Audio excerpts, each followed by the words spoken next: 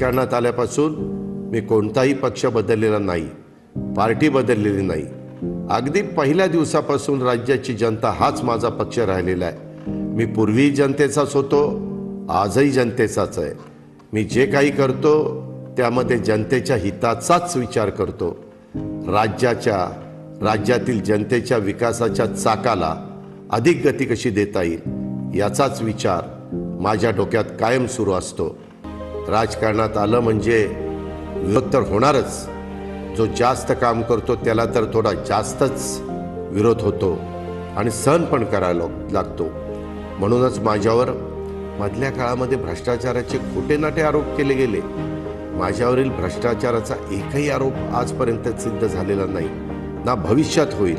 मी अर्थसंकल्पात राज्यातील गोरगरीब कुटुंबांना वर्षभरात 3 गॅस सिलेंडर मोफत देण्याची घोषणा केली आहे.